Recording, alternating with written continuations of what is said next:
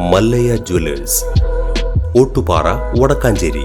Phone 04884232666. പ്രസിദ്ധമായ മച്ചാട് തിരുവാണിക്കാവ് ക്ഷേത്രം സ്ഥിതി ചെയ്യുന്ന സ്ഥലം തിരുവാണിക്കാവ് വാർഡ് എന്നാക്കി മാറ്റണമെന്ന ആവശ്യവുമായി ഭക്തർ രംഗത്ത്. പുതിയ വാർഡുകൾ പുനർനിർണയിച്ചുള്ള കരട് വിജ്ഞാപനം വന്നതോടെയാണ് തിരുവാണിക്കാവ് ക്ഷേത്രം സ്ഥിതി ചെയ്യുന്ന പ്രദേശം ചെമ്പോട് വാർഡിൽ ഉൾപ്പെട്ടത്. പുതിയ വിജ്ഞാപന പ്രകാരം മച്ചാട് തിരുവാണിക്കാവ് ക്ഷേത്രം ചെമ്പോട് വാർഡിലായാണ് ഭാവിയിൽ ലോകം അറിയപ്പെടുക.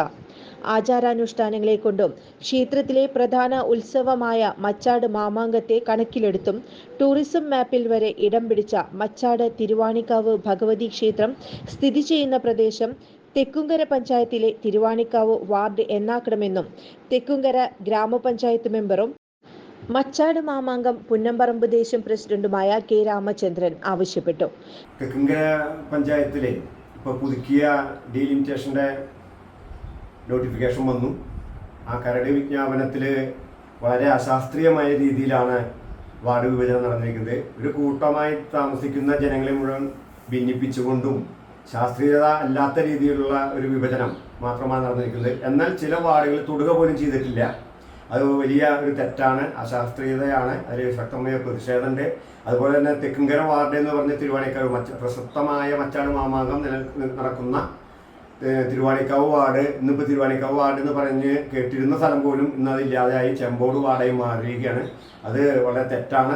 അത് ശരിയായ രീതിയിൽ തിരുവാണിക്കാവ് വാർഡ് എന്ന പേരിലേക്ക് മാറ്റി സ്ഥാപിക്കേണ്ടതാണ്. ഇതുപോലെ മേപ്പാടം വാർഡ് 1 ഇഞ്ച് സ്ഥലത്തിന് മാറ്റം വന്നിട്ടില്ല. അപ്പോൾ ചില പ്രത്യേക ആനുകൂല്യങ്ങൾ ലഭിക്കുന്ന ചില വാർഡുകളാക്കി മാറ്റിയിരിക്കുകയാണ്. ചില പ്രസ്ഥാനങ്ങൾക്ക് അവർക്ക് അവരുടെ തരം പോലെ ഒരു മാറ്റിയതായിട്ടാണ് ഞങ്ങൾക്ക് ഇന്ന് മനസ്സിലാക്കാൻ സാധിച്ചിട്ടുള്ളത്. ഞങ്ങളിതിൽ പരാതി കൊടുക്കും.